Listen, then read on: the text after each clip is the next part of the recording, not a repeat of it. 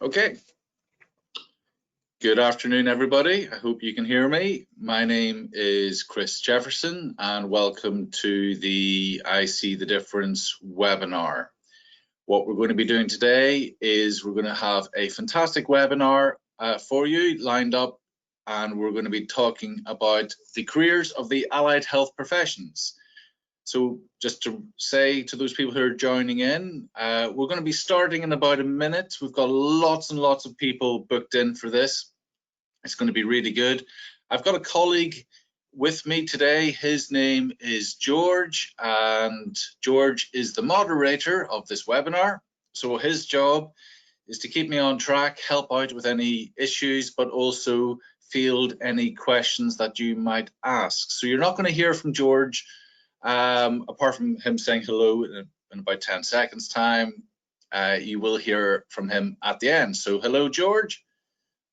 Hi guys, as Chris said, my name's George. If you have any questions at any point through the webinar, you should be able to see a question mark box to the top of your screen. If you press that, this will allow you to send a question through. I'll either answer these as we're going, depending on how many questions we're getting through, or we'll save them to the end and put them to Chris. Brilliant. Okay, so yeah, so we've got over 90 people tuning in today, I hope, and we're going to start in about 15 seconds. Any questions, please type them to George, and then what we'll do is we'll do a Q&A session at the end of the webinar. So without any further ado, let's get started, he says, trying to get his computer to work. Okay, so the purpose of today's webinar is to introduce you to hopefully what is going to be a fantastic potential career for you. You will learn about a job sector that you may not have heard of before or even considered. You're going to learn about the benefits of essentially being an allied health professional. We'll explain all as this webinar progresses. The way I like to start this, so I'm presuming my audience is from year 7 to year 9, so you're looking between your early teenage, late teenage years. You're all very lucky if you're that young, A, because you're young, and B, you have the whole world in your hands. You might be thinking, what can I do with my life at the moment? And essentially, you can do whatever you choose. Maybe you'll choose to become an allied health professional.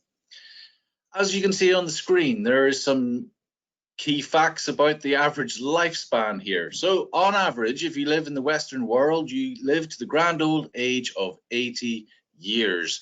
That is over 700,000 hours of living, of which you will spend 5 solid years eating, 11 solid years of watching TV or being online.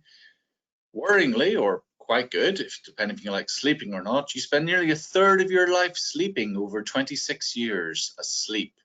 And if you boiled it down to your life in school, if you went in every single day for a year, 365 days, 24 hours a day, you would spend in your lifetime over 1 year being in school.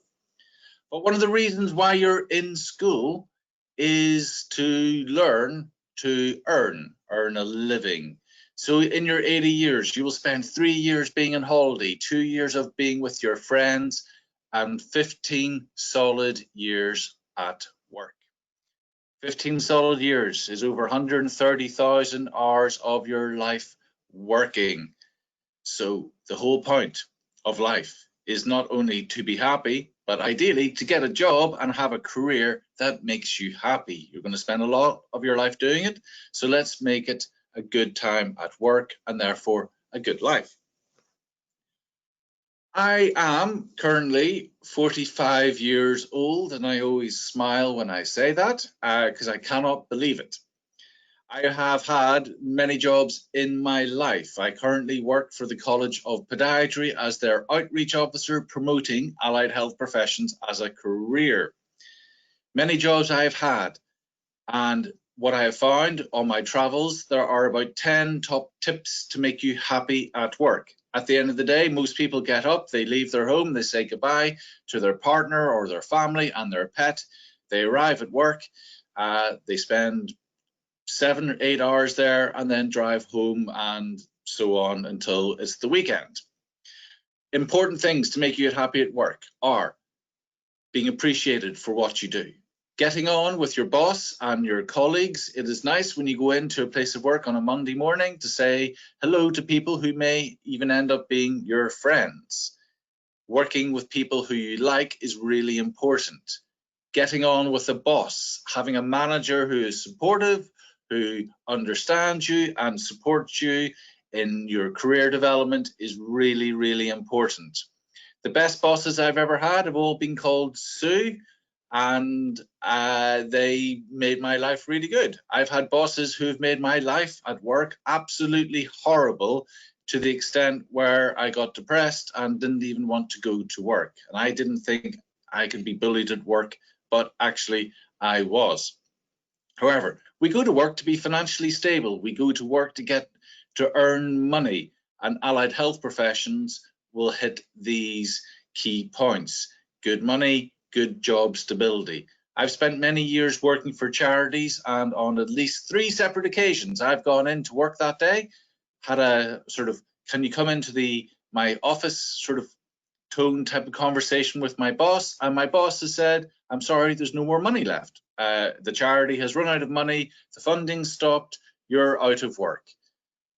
Allied health profession careers are not like that. They have good job security. They've got good fixed salaries, and the jobs are interesting. And at the end of the day, because you're helping people, there's good company values.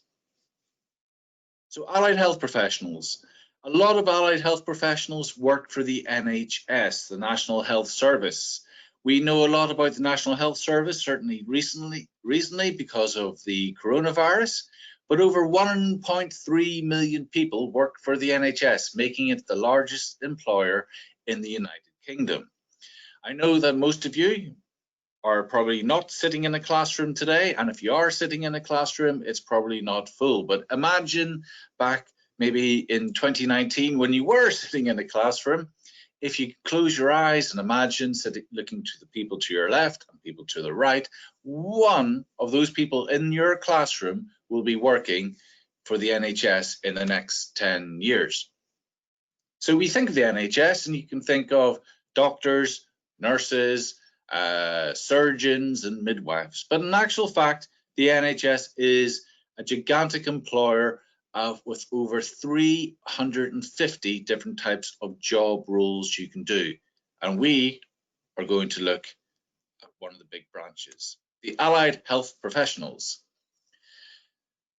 Rather, I will say the word allied health professionals maybe about another 20 or 30 times during this presentation, but abbreviation is also known as AHPs for short, okay?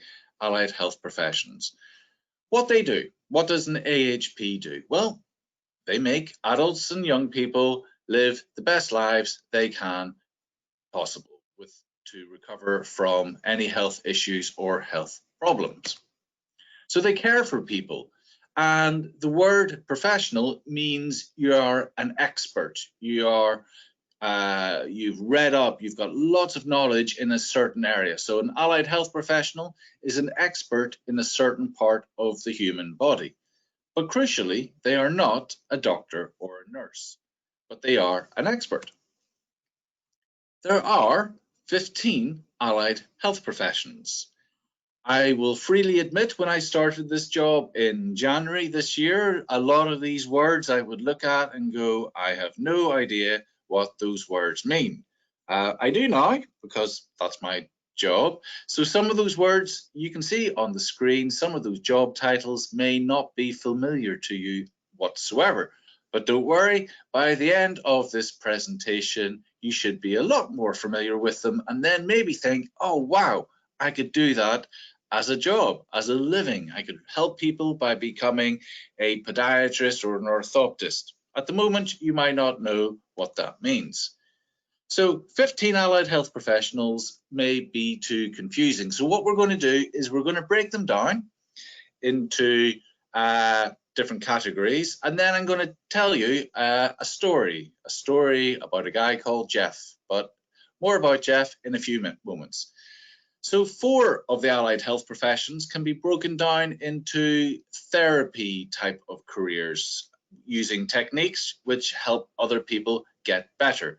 And we've broken these down to art therapy, music therapy, speech and language therapy, and drama therapy. And I'm going to be going through these different allied health professions in more detail. Then we have AHPs, which help people move around. They stay mobile and independent. So we've got dietitians, occupational therapists, orthoptists, osteopaths, prosthetists and orthotists, physiotherapists, and last but not least in this section, podiatrists. And please don't worry, I will go through them in more detail. And the last but not least of our 15 AHPs are the ones which are categorized being short-term and active treatment. So most people, I would presume, would have heard of the allied health professional paramedics. Then we have diagnostic and therapeutic radiography. And last by no means least, we have operating department practitioners. So as I said, I'm going to go on a short story with you, take you on a short story with some snazzy graphics.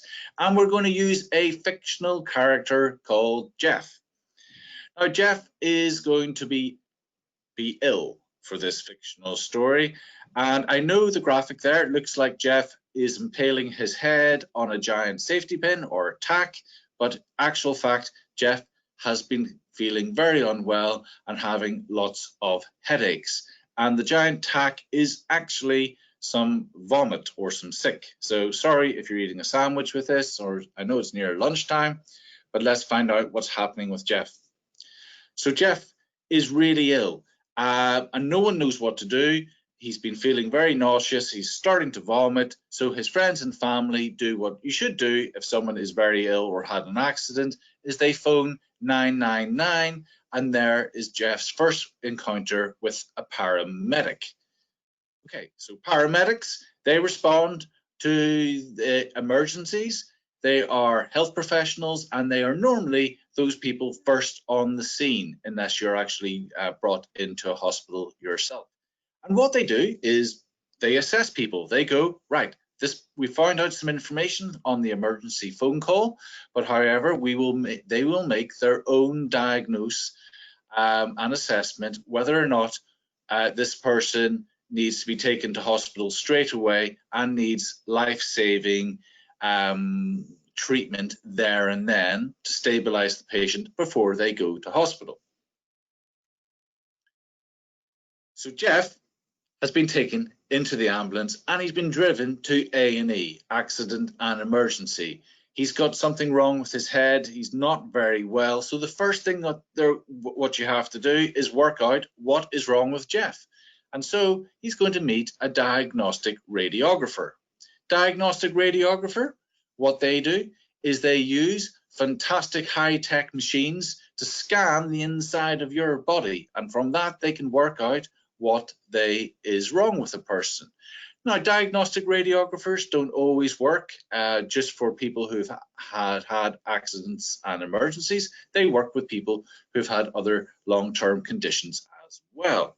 But they do work closely with other professionals. So yes, A&E, but they also work with people who are about to have operations and people who have just got general long-term or short-term health problems.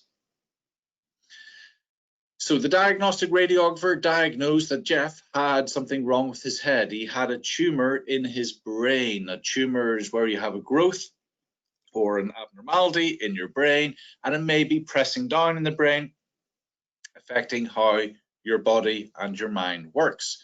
Please just excuse me for a second. I do need a sip of water. So from the diagnostic radiography, it has been determined that Jeff needs surgery and he needs it now. I don't know if any of you have ever been into a hospital and had an operation, but if you have or you haven't, a operating theatre is a fantastic place. It's a sterile environment where they carry out operations. Sometimes these are normal or routine operations, and sometimes these can be emergency operations. In Jeff's case, it's an emergency operation. In an operating theatre, you're going to have lots of equipment. You're going to have someone in charge of what's happening in that operation, and their name and their job is known as an operating department practitioner. So they're the person before an operation, during an operation, and after an operation. They make sure that patient gets the best care possible. If the patient is being put to sleep using drugs called anesthetics, the ODP, the operating department practitioner, needs to make sure that the person giving the anesthesia knows the medical background of that patient. They need to make sure that the surgeon doing the work knows what they're doing, knows the patient's background. They need to make sure that all the operating equipment is working, all the surgical tools are clean and sterile, that everyone knows what they are doing and they're on the ball to make sure that the operation goes smoothly. So they're best probably described as like being a conductor of an orchestra or a band. It's their job to make sure that everything runs nice and smoothly. So they're caring for people before and after the operation, preparing all the anesthetic, making sure all the drugs are there, making sure that normally they're the person before someone gets put under, is they're the last person a patient will see before they fall asleep. And then when the patient wakes up after an operation, normally the first person that patient will see will be the ODP. This operation went well for Jeff. So what has happened, he's been diagnosed, he's had a tumor, it's been putting pressure on his brain, but Jeff will now need further treatment. And this is where he will see a therapeutic radiographer.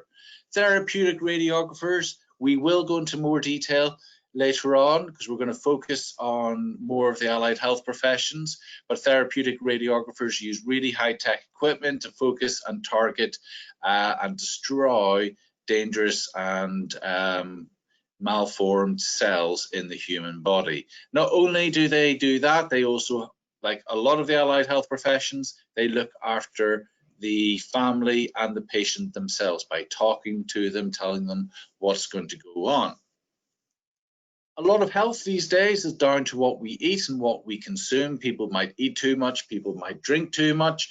According to the papers on Sunday, the population of the United Kingdom are now fatter than pigs, literally fatter than pigs. Pigs have an average body fat content of 13%, and over half of Britons now have an average body content of fat of 27%. So dietitians are there not only to help people eat properly, but when you're had an operation or you have been ill, they will advise you on what to eat, what is the best nutrition for your body. A lot of illnesses can be caused by bad diet or bad consumption of drugs and alcohol, things like that. So people who have got eating disorders, people who've got digestive problems, a lot of people are now allergic to wheat, or they're gluten intolerant or have celiac disease. The dietitians are there to make sure that they will advise a patient, not just in the short term, but also in the long term, the best way to have a healthy diet, to have a healthy lifestyle. Jeff may also need the help of some of the therapies which I mentioned. So music therapy, drama therapy, and art therapy. So they use the fantastic power of music, art, and drama to help people communicate, to help people recover from operations. But also, if you think about it, you might have a young child who's feeling ill but can't best express where they're ill. Then an art, music, or drama therapist might use their techniques to say, well, draw me where it hurts on your body, or use this piece of art to show me how you're feeling or how the pain helps, how the pain is affecting you. We also have occupational therapists. A lot of people who are ill and who are working, ideally, when they recover from their illness and get better, want to get back to work. So an occupational therapist is helping people who've been ill or who are ill get back to work. If you've had an operation, you might not be able to go back to work as you were working for a number of months, if ever. You might have to change the way you worked. So an occupational therapist will visit your workplace and they will make recommendations on how you might need to have changes. You might need a new type of chair, a new way of sitting at your desk. A lot of people don't sit at their desk or place of work properly, which can cause back pains and headaches. You might be staring at the too small a screen. Your screen might be the wrong brightness. You might need help using wheelchair or crutches. You might have to learn how to use a whole range of tools to help you overcome your illness, or if you've got a disability. Essentially, occupational therapist, the job is in the job title is the clue. A job is an occupation. An occupational therapist is helping you do your job as best as possible. But I know by now you're wondering what happened to Jeff. Jeff actually got better because he saw a number of allied health professionals. And what I would like to do is look at 4 more allied health professions. And the first one is podiatry. Podiatry is not because I just worked for the College of Podiatry. Most people think of podiatry, and the old-fashioned term was chiropody. I was a chiropodist. Now it is I'm a podiatrist. Most people think podiatry is all to do with the feet. In actual fact, it is to do with the feet, but also to do with the lower limbs and ankles. The average person, they reckon, walks over 125,000 miles in their lifetime. And if you walk, you're putting 4 times the force of gravity onto your feet and ankles. Over 25% of the bones in your body reside in your lower limbs and your feet. If you've got a foot problem, your doctor might be able to help you, but generally they will send you to the expert, a podiatrist. People can have long-term health conditions like diabetes and arthritis. Those conditions might cause lower limb and feet problems, and so you will see a podiatrist. A lot of people these days, as I've mentioned, over 50% of our population are technically obese, of which I think it's 1 in 5 people who are technically obese will develop a term called diabetes. And if you have diabetes, then you have a 1 in I think 25 chance, or 1 in 20 chance of having a amputation. What a podiatrist's job is, in a lot of cases, is to help people who've got diabetes and say you've got really bad blood flow and circulation in your body. If things don't get better, you might have to have an amputation. So a podiatrist is going to try and stop that. A lot of people who are elderly can fall over because they're wearing the wrong type of footwear. So a podiatrist can advise on the correct type of footwear. A lot of organizations and businesses you have strict dress codes, and they used to have a very strict dress code, especially for women, in that you'd have to wear high heels.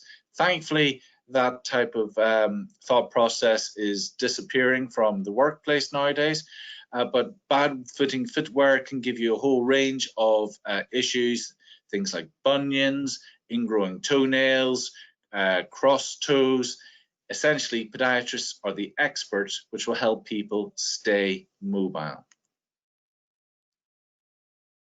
Prosthetists and orthosists, or prosthetics and orthotics, are people who are experts and professionals in helping people who have missing limbs, who've had to have limbs amputated, or they need external scaffolding and support for their limbs. So if you were studying to be a prosthetist or an orthotist, you would study the same subject at university, but then once you've graduated, then you could specialize in either or. But the 2 disciplines are very well connected. So a prosthesis is essentially a limb replacement. So you lose a limb through an accident, you were born without a limb, you might need an artificial limb to help you be fully mobile again. And an orthosis is a piece of external bracing or scaffolding. So whilst they're in the same field, they are 2 quite different things. And what they do, if you think about it, is if you cannot use a limb or your limb is missing, then ideally you need a replacement. If you have a condition of something called drop foot, for example, where that means the tendons and the muscles around your ankle don't work properly, which means you drag your foot around, you might need a prosthetic device or an orthotic device, please forgive me, to give your limb support so the muscles recover. And I'm just very quickly going to reach for one. Here is an orthosis. So this whole sort of career sector is very much focused on design, technology, and problem solving. This orthosis is bespoke made. It's made out of carbon fiber, which they use in Formula One racing cars or fighter jets.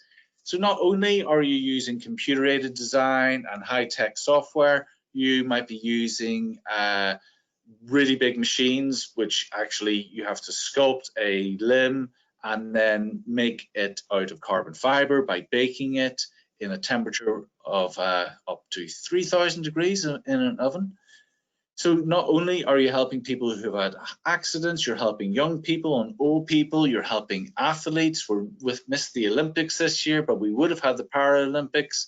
You're helping people regain their mobility. Orthoptists. Orthoptists are not opticians. However, they still are involved with the eyes, so they diagnose and treat conditions which affect the eyes. They also look into how the eyes work and how the nerves and the muscles all are joined together. A lot of people who suffer head injuries or have had strokes, actually it does affect their eyes and communication. They might have something like double vision. You might have develop a squint, which is a muscular problem in the eye.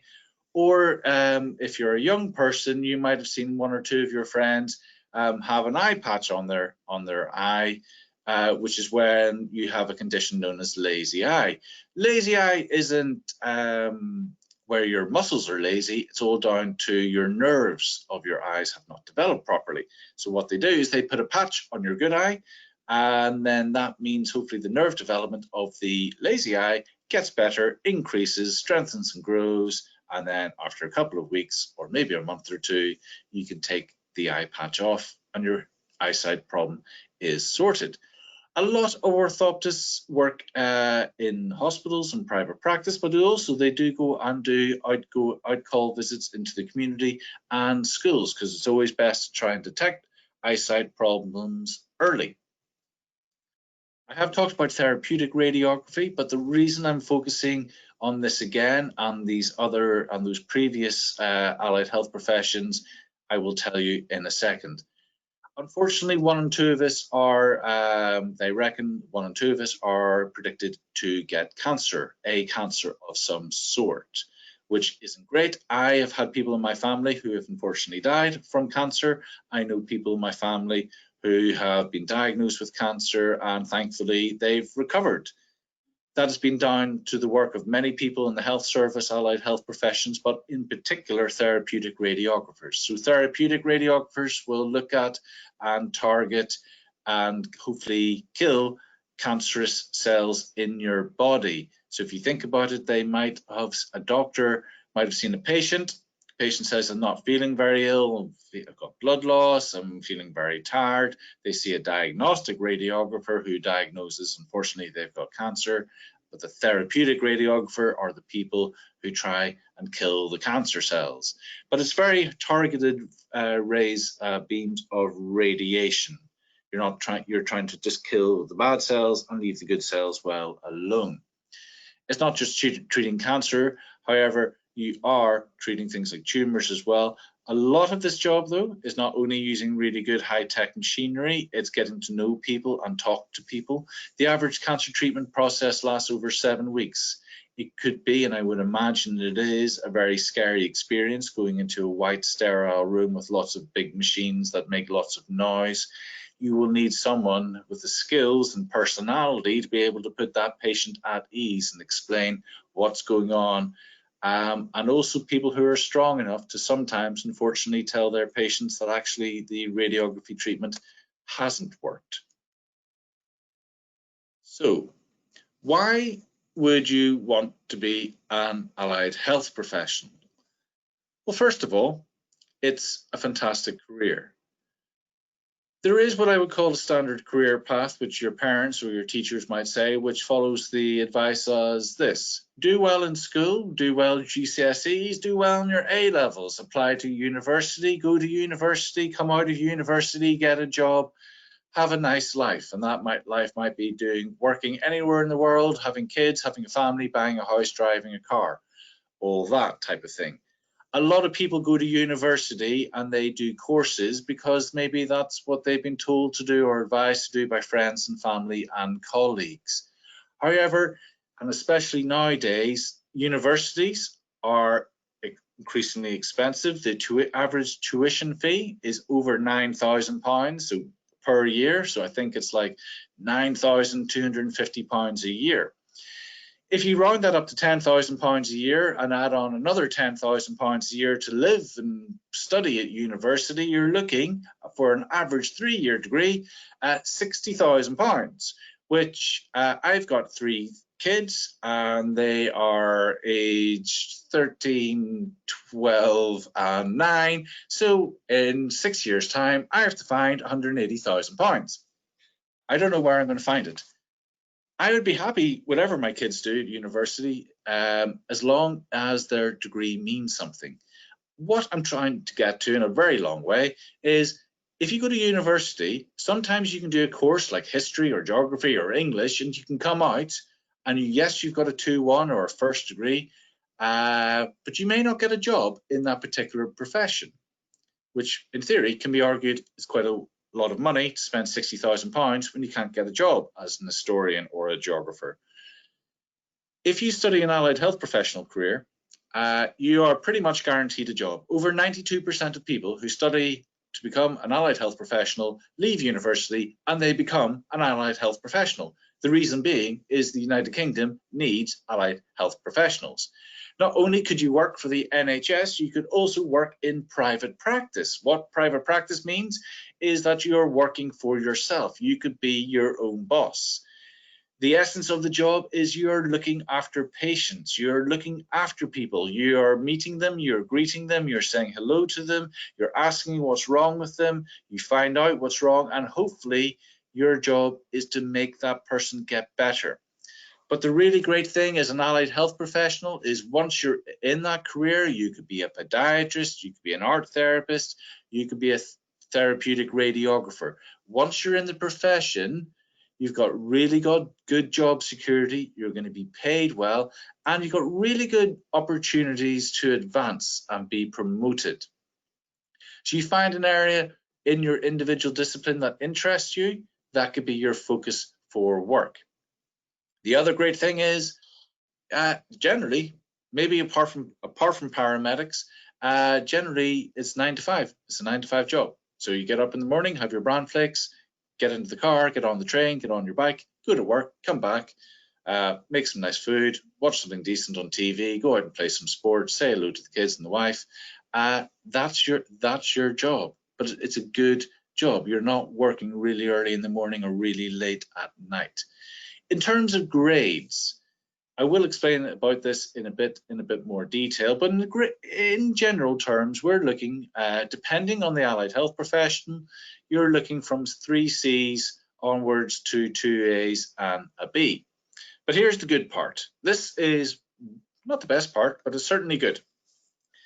Going to university is really expensive. So the government are very, very nice, and they've said, because we need more allied health professionals, we are going to give a grant of free money every year for 3 years, if that's how long your course lasts, of up to £5,000. Well, up to, I mean £5,000. So apart from art, drama and music therapy and osteopathy, every other allied health professional student will every year be given £5,000 free, non-refundable. You don't have to give it back, which is brilliant. But even better, if you look at what is on the screen at the moment, the allied health professions in orange: Diagnostic Radiography, Therapeutic Radiography, Podiatry, Prosthetists and Orthoptists. they are eligible for an additional £1,000. So that takes you up to £6,000. So the reason I went into slightly more detail about orthoptics, podiatry, prosthetics and orthotics and the radiographies is because the government has recognised and is calling out for, screaming out for, yelling out for more people to join these professions. And to do that, they're saying, we will pay your university costs, not your university fees, not the tuition fees, but the costs of going to university. So a degree which could cost you between £55,000 to £60,000, you're getting maybe up to at least £20,000 off. Money. If you're young, you may not know the true value of money, and that's just a fact. It's not until you leave home and you get your first job and you start paying bills, you actually go, life's pretty expensive. The average house, for example, costs £210,000. The average deposit, the amount of money you put down before you can even buy a house, is around £60,000. So most people don't buy a house until they're about 30, 31 years old. So they save some money, maybe leave home, go to university, get a job, then come back home. Hi again, mum and dad, I'm back. Oh, great, lovely to see you. So life is expensive. The average graduate salary is £23,500. So one of the things that makes an allied health professional career so attractive is the competitive salary. Now, these salaries are for people who work for the NHS. Most allied health professionals, once they graduate, join the NHS, and then maybe after a couple of years, they can then decide to work in private practice. But if you stayed in the NHS, you start off on a pay scale, and you would start off on band 5. And so, in theory, go to university for 3 years, come out, you have a 92% chance of getting a job. So 2 weeks, 3 weeks, a month after coming out of university, you will be being paid a minimum of £24,214. And I tell you that is a good salary. They reckon for a happy life, you need between £24,000 to £30,000 to live. You could afford, if you did some saving, to eventually buy somewhere to live, have some transport, go out once in a while, have enough food to pay all the bills and to eat. I've had many jobs in my life where I've worked to the contract. So the contract says £24,000. That's all the money I would ever get. In fact, I've never had a job where you get performance-related pay or big salary increases. My dream job, which I had a number of years ago, I did that for 4 or 5 years, and I was on the same pay band. Maybe I would get £10, £20 a year salary increase. And the day I asked for more money, I said to my managers, I've been doing this for a good number of years now. All my performance figures say I've done really well. Everyone's happy with me. Can I have some more money? And they went, no. If you don't like it, you can go away. So I've never had a job where you can go up the salary bands as quickly and as clearly as you can with an allied health professional. So I'm not saying that everyone will get to band 9. I'm not saying that, oh, yep, everyone here listening will, if you joined at 24, you will end up being paid between £89,000 and £103,000. That isn't for everybody. But what I am saying is that within 5 to 10 years, there's no reason why you couldn't go from band 5 to band 8 if you put in the time, you put in your dedication and the effort. The way the progression system works is it's all to do with a couple of years experience, but the NHS is so keen on developing and training their staff. You'll be offered so many opportunities to train and develop as a professional. So just before lockdown, I met a speech and language therapist. Fantastic career where you're helping people overcome communication problems, which they may have been born with or they may have developed as a result of illness or injuries. Imagine how important it is to be able to speak or communicate properly. This speech and language therapist was younger than me, but a lot of people are these days. And she'd been doing the job for 8 years and she was on band 8. And she was in her early 30s. So she was being paid £44,000 at least. She had a nice car, nice clothes, went on nice holidays. If you want to get to the sort of the later ends, later stages of the pay scale bands, then you're thinking about maybe doing a lot of management skills, management experience, running departments, that type of thing. But the more skills and experience and responsibility you have, then you get more rewarded. If you do work for private practice, that means you go, I want to be an osteopath, or I want to be a podiatrist, but I want to work for myself. There is no limit to the amount of money that you can earn apart from the realities of life, and that means being a business owner. So you'd have to set up your own business, pay all the insurance costs, buy all the equipment, find somewhere, rent somewhere, find a premises, pay for your own transport. There are a lot of overheads, i.e. sort of costs to running a business. It's not to say that you can't earn a very good living from being a private practitioner, but you have to have your own client base. And if you think of what's been happening to dentists, for example, over the last couple of months, they haven't, if you were a private dentist, you were very unlikely to earn a living because you weren't allowed to see anybody. So there are pros and cons to being private or working in the public sector or the private sector. So what a lot of allied health professionals do is they do a bit of both, which is always good. So how to become an allied health professional? Okay, you normally have to do 3 years at university. The courses are, I would say, quite different from what I did at university. My courses at university is I had to go to a lecture theatre. There were 100 people in the lecture theatre. Someone that stood at the front, talked for 45 minutes to an hour, left the lecture theatre, went to the library, and maybe that was my day. Did a few tutorials. It wasn't very exciting, certainly wasn't very hands-on. AHP courses at university tend to be a mixture of going to lectures, but also going out to healthcare settings, hospitals, healthcare centres, or shadowing other allied health professionals, and actually working with patients as well. So it's an entire mix. That type of mixture of studies can mean that your courses can be a bit intense, but there's one thing they're guaranteed, is that they're always going to be interesting. And as I said, after 3 years, you come out and you know what you're doing. So the courses are really training you, and you're learning from other qualified people what to do. So when you come out of university, you can start straight away and start earning money. So that's near the end of this webinar presentation. We're going to come to our Q&A session now. That means any questions that you want to ask, you type them. Hopefully you've been doing that through the course of the presentation. I will unlock George from his kingdom of being on mute, and between us, we will hopefully answer any of your questions.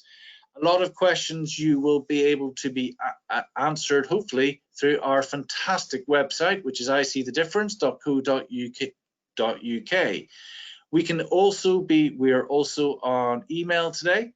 We're always on email, but today we're definitely on email. So any questions about the webinar, you can email George at, don't email George by the name, but just email info@icthedifference.co.uk. We will have copies of the webinar on there. This is being recorded, so if you want to hear my voice again, unlike my family probably, yeah, you can have a recording of this webinar. And we also have a copy of a PowerPoint presentation which shows the key slides as well. And we have a fantastic social media side of our campaign. So we're on Twitter, Instagram, and on Facebook. So with that, I'm going to pass over, open up my colleague's microphone over to George, and hopefully we will have some questions which we can answer. Over to you, George. Brilliant. So we've had one question come through pretty much as you were going through this one, but just to clarify, how many years do you need to train for to become an AHP? So if you just clarify that. Okay, so to be an allied health professional, you do 3 years at university. There is a caveat. There is to that a caveat. There is there are some allied health professionals where you don't have to do 3 years, and those are the mostly the therapy ones, so art, drama, and music therapy, where you could just study art, music, or drama, and then at university or at college get some qualifications, and then you could do a 1-year postgraduate course in those disciplines. Hopefully that answers that question. So it's 3 years. Brilliant. So next we have, so where can we access this recording? So this one, I'll just really quickly answer. We'll be putting all of our recordings up on the on our website, so icthedifference.co.uk, and you'll be able to download the recordings from there. We'll be emailing all attendees as soon as they're ready for download. Thank you very much. So we've got another question here saying, like most jobs, you start at the bottom and go up the rank of jobs. What would the starter job be for a paramedic? The starter job or the starter salary? The starter job, it says, for a paramedic. Well, a starter job for a paramedic would be hopefully that you would be in an ambulance, or if you're good at riding motorbikes, the starter job would be learning about how to deal with emergencies. Obviously, you would be having studied first aid and anatomy, and you would be going out, responding to calls, dealing with the emergencies, not only dealing with a person who's injured or severely ill, you'd be dealing with their relatives and friends. It's a very high pressured, interesting and varied job. As you get more experienced in it, then you could maybe go over to the call center type of thing. So you would be deciding which calls are more important, which emergencies are categorized as more important. So if there's only a limited number of ambulances or first aiders available, you would be prioritizing who goes where and for what type of equipment they might need to bring with you. But generally, paramedics, a lot of it's on the job training as well. So you are shadowing people and learning what to do. And it's not just the medical side of things, it's certainly the people skills, because as you can imagine, during accidents and emergencies, you're going to have a lot of upset and maybe hysterical people. So being able to put them, explain what you're doing, being able to put them in a calm and safe place is really important as well. Have you anything to add to that, George? No, I think you covered it quite well. Okay. We've got another question here saying, are there lots of universities that do courses for becoming an allied health professional? Yeah, there are. It's all this is on our website. So for example, okay, what would be a good, if you were wanting to become a operating department practitioner, person who helps out and organizes and manages operations, there are, I think, 23 different universities offering courses in the United Kingdom. But if you're wanting to study prosthetics and orthotics, then there's only 2 places in the United Kingdom, only one in England. So one place in Manchester and Salford. So it's really, this is where our website is fantastic. So you would say, right, I really want to go into diagnostic radiography or come do physiotherapy. You just follow the links on our website. As soon as you're on it, it's really clear and easy to navigate. And then as you follow the links, one of the pages is, where can I study this? So you just go to that. That's the end of that question, I hope. Unless you got anything else to add there, George? No, that was great. So we've got another one here saying, is there anything about neurology or neuro-oncology? Not on this presentation, I'm afraid, because I don't know if that, there might be some crossover. I will have to field that over to you, George.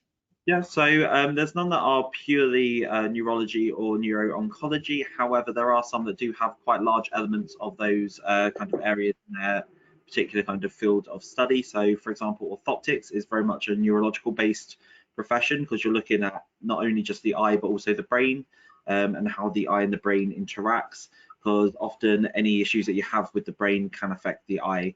So often you'll find that people who have gone trained as an orthoptist will specialize in neurological orthotics.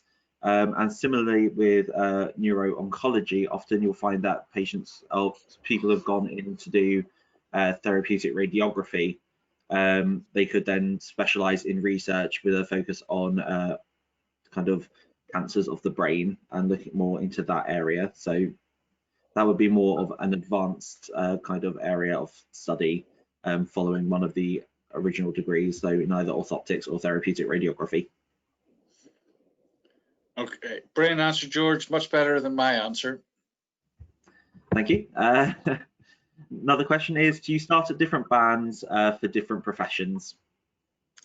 That's a really good question. I think on the basis that when you come out of university and you've done your 3 years, you're going to be starting at band 5 because you've got the same skills and knowledge basis as everyone else.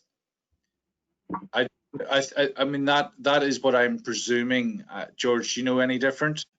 Yeah, so in general, there are some that are slightly different, mainly the not speech and language, sorry, the art, drama, and music therapies. They generally start slightly higher in the band scale. They probably start about 6, which is the 30,000, and that's just kind of to reflect the fact that they will have had a master's degree before they actually start working as that area.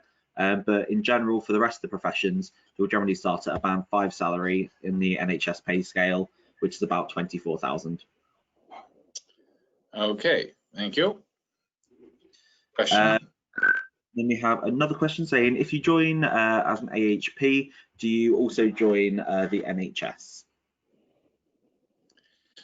That's a really good question. If well, what you do is you apply for a job within the NHS, so you will be joining the NHS as a member of their staff. You don't have to join the NHS. There are a lot of, for example, in your course of your training, you could have been working in a private practice, or you could have done some work experience in a private practice, or you might want to set up your own private practice. However, I think a lot of people look at the NHS as their first port of call to get that insight into the world, to get the experience, to get the training as well. And also one of the major reasons why a lot of people enjoy being an AHP so much is the sense of camaraderie and teamwork. So do you become a member of the NHS? Yes, if you work for them, yeah. Fab. So where are we? Next question. Are there any courses we can do at our ages now that can boost our knowledge for our future jobs? Yeah, I mean, again, and I mean, all these questions are brilliant. Again, a lot of the, I am going to generalize, but if you think of your basic sciences, your biologies, physics, and chemistry, that is going to be applicable, certainly biology, for a lot of the allied health professions.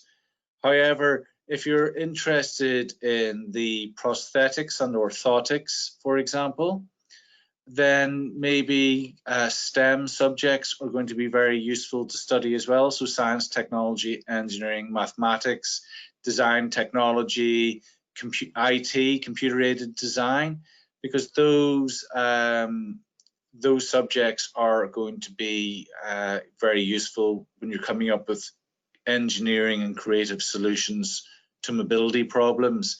Prosthetics and orthotics, you're actually making electronic robotic devices which have functioning levers and motion movements and things like that.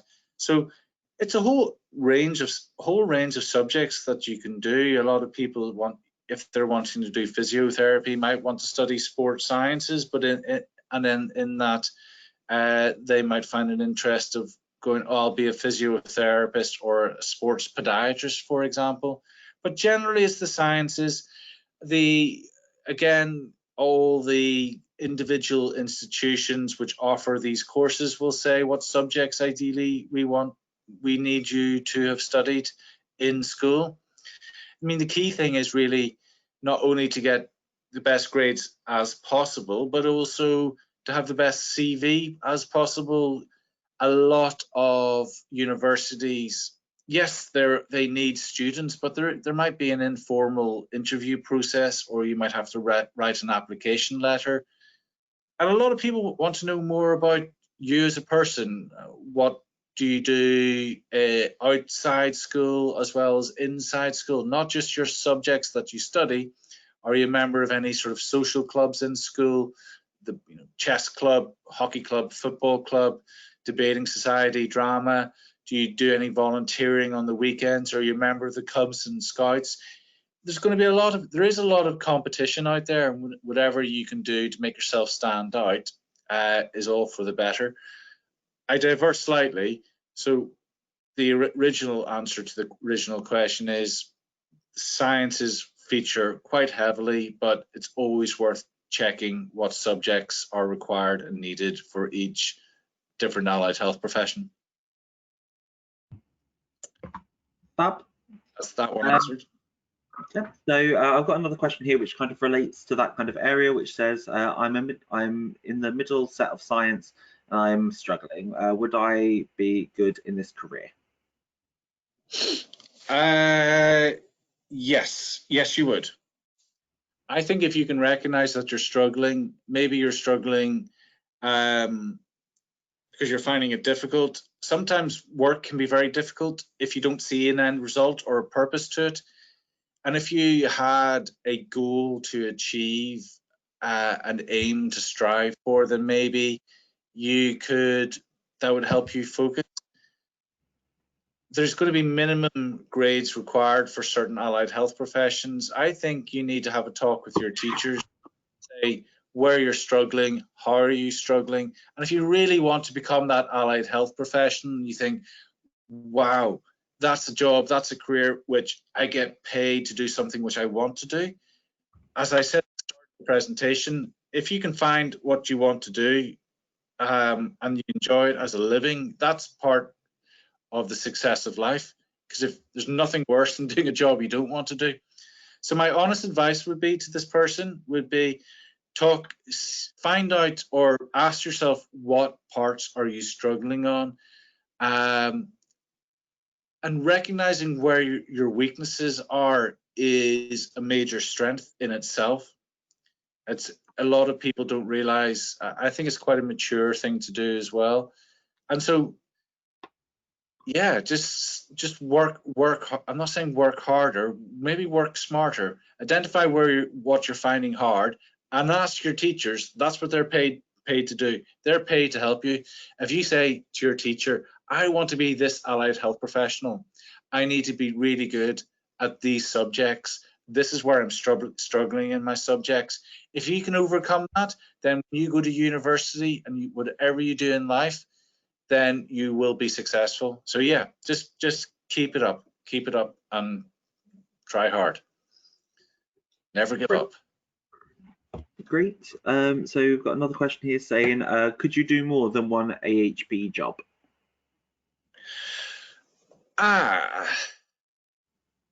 That is the answer. The short answer is, well, probably yes, but you might have to requalify in them. I'm gonna talk for a while and let George answer.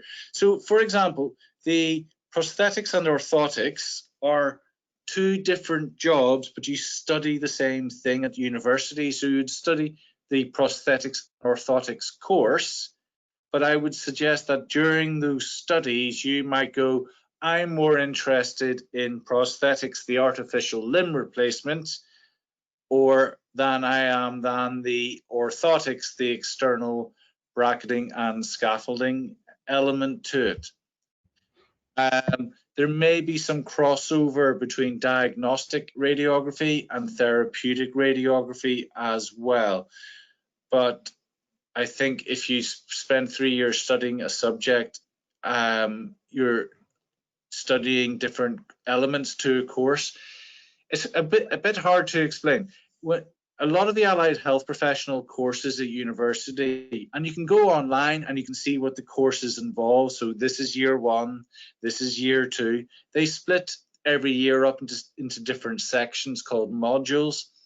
And so there might be an opportunity if you've got a qualification in one allied health profession and you want to go over and do a completely different allied health profession, you might not have to study for 3 years. That university might go, we recognize your credits and qualifications, and so that will go towards this new qualification that you might need. George, help me out because I might be rambling too much, but am I on the right lines? Yeah, essentially. So obviously when you go to university to do any of these courses, you are training to do one particular job as an allied health professional. And as Chris says, there will be a lot of crossover, because with many of these professions, you are looking at the human anatomy and physiology. So that does give you some form of foundational ground knowledge, which can be used in other different professions. But if you did, say, for example, train as a prosthetist or orthotist, but thought, hey, I really want to be a therapeutic radiographer, there may be some possibilities, because they do have those options, to kind of do a 2-year course rather than a full 3-year course and start in your 2nd year. However, that does mean that you do have to do a 2nd degree. You can't just change between professions. And then, of course, that's going to cost more money. Yes, but there is the possibility of a Actually, that's for George. I'm going to ask a question myself. If someone was going to do that, could they get the grant again? So they wouldn't be able to have the grant again. However, they would be entitled to a 2nd round of student finance, because the government recognises these areas as a key priority area. Okay. Right. Okay. Any other questions? Yes, so we do just have one more question. Do you think that triple science is the only way into this kind of career, or can double science also help you get into this type of career? Both. So triple science is not the only way. Therefore, you can do double science as well on another subject. So again, I'm going to go back to my sort of standard answer. It really depends on which allied health profession you're thinking about, and therefore you need to look at the universities which are offering the course. Once you do that, you'll see that different universities ask for maybe slightly different subjects and slightly different subject grades as well. At the end of the day, one university might ask for an A and 2 Bs, one might ask for 3 Bs. It won't make a difference to you getting a job at all. It's just what that's what some universities do. They just ask for slightly different grades. So the short answer to that is you don't just have to do all the sciences, but it really depends on which allied health professional you want to become. If you wanted to become a music therapist, I don't know how you judge music. You just need to show that you've got a qualification on it, and then you'd have to spend a year doing the postgrad course. But maybe George can help me out with any sort of more clarity to my answer. Maybe not. George? Sorry, accidentally put myself on mute. Yeah, so as Chris said, both triple and double science are suitable areas into these different professions. It's just obviously triple science gives you a bit more information, which might help you kind of have a bit more of a running start more into your A levels. But yeah, triple science and double science both are equally valuable routes into these different professions. Okay, brilliant. Is that the end of the questions, George? So we do just have one more question, which is, will there be any other videos like this in the future? Sorry, say that question again. Will there be any other videos like this in the future? Yes, there will be. We're doing a whole series of webinars.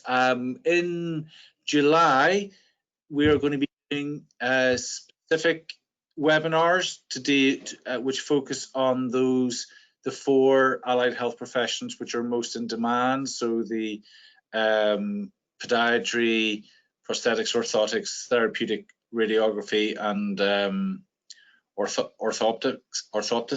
I've been speaking too long.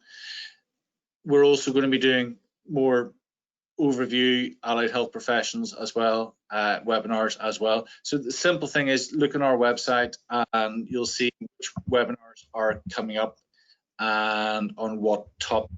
So we'll be doing some before clearing and after clearing as well. Bro, the other thing to mention would be our evaluation form. So you will be receiving an email after this webinar with a link to an evaluation form. We're always trying to improve our webinars and make them as best and relevant to you guys. So if you could give us your feedback, we'd really, really appreciate it. That way we can hopefully keep on improving and keep putting more and more content that you guys want to find out more about. Okay, so thank you very much, George. On behalf of everyone, thanks to you guys for tuning in. All I can say is if you do have any questions, we are here to help. The whole purpose of our jobs is to help you to have the best life possible by choosing hopefully one of these fantastic careers. The secret of life is essentially to be happy and to treat people well. And I can't think of a better group of professions than these ones. And if I had my time again, I would seriously think about being an allied health professional. Maybe it's too late for me, but hopefully it's not too late for you. So with that, I hope you all have a good rest of the day. You stay cool, stay out of the sun, wear sun cream, stay happy, stay healthy, and good luck whatever you do in the future. So thank you very much, everybody. We're signing off now, and have a good day.